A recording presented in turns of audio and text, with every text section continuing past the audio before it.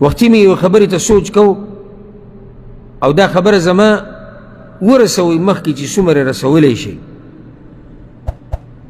ما دې خبرې ته سوچ کو چې هسې زموږ د دې پښتنو څه حال دی.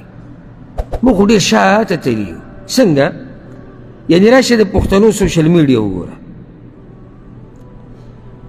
سوشل میډیا کې هغه کسان وګوره چې پښتانه ډېر ګوري، یعنی داغه متابعین، داغه محبین، داغه فالوورز چې ورته انګلیش کې وایي، عربۍ کې ورته متابعین وایي. پښتنو کې دي پښتو کې یعنی داغه کتونکي او داغه لوستونکي چې دا ډېرې ده. وګوره دې ته غوږ کولاو که او د حقیقت نه که ځان پټې او یا د حقیقت پټې، نو دا بیا ته ځان په زور قمقل کې.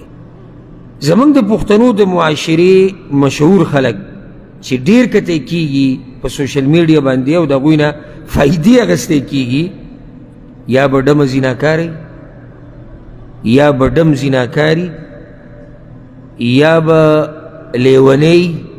ګوره د پښتنو عقل ته، یا به لیونۍ، یا به معذوری، یا به په دروغو باندې خلک خندي، یا به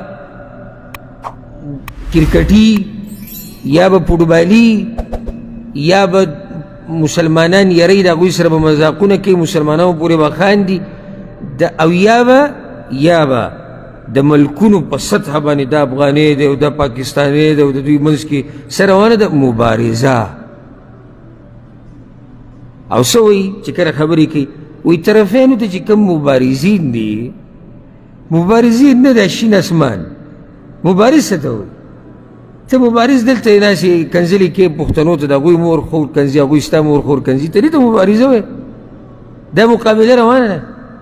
کم قومونه چې مخکې تللي دي که نه، تاسو ته وایم چې د هغوی څوک ډېر ګوري په سوشل میډیا باندې، غوږ ورته کېده. کم قومونه چې مخکې تللي دي، عالم چې قرآن او حدیث ورته ښیي، د ده اورېدونکي به ډېري، لیدونکي به ډېري.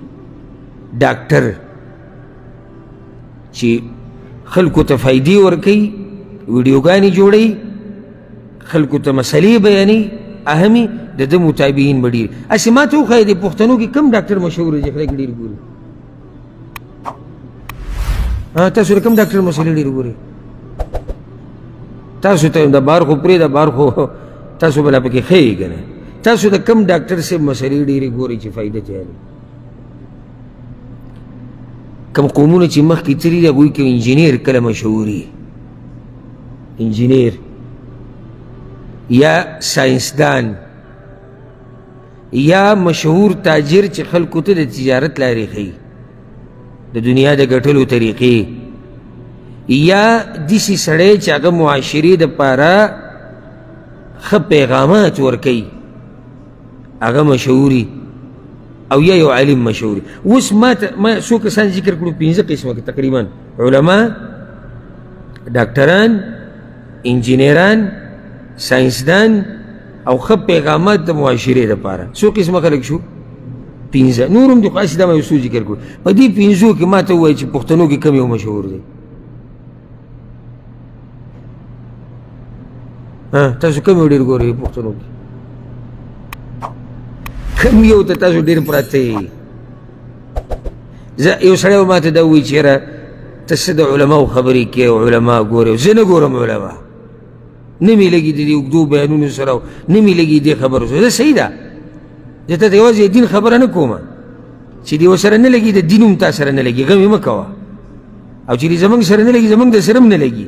خو تا ته دا وایم چې دنیا نه خو راشه که نه، د یو ډاکټر پاڼه ګوره، ویډیوګانې ګوره، انجینیر له راشه، ساینسدان له راشه، بل داسې پوهه کس له راشه، د معاشرې یو فعال کس له راشه چې هغه معاشرې له فایده ورکړي. ښه، لکه اوس مې درنه تپوسونه شروع کړو چې کوم ډم مشهور دی، نو څو کسان به نومونه راته ووایي، هغه به یو به نه وي.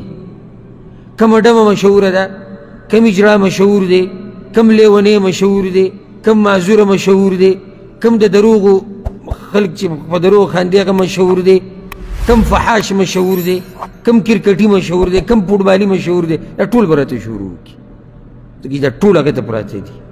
هسې دا قوم به مخکې لاړ شي چې یو قوم د یو قوم مشهور دی دا کوم چې ما ذکر کړو دا قوم مخکې نشي تللی د دله زه لیکل در کوم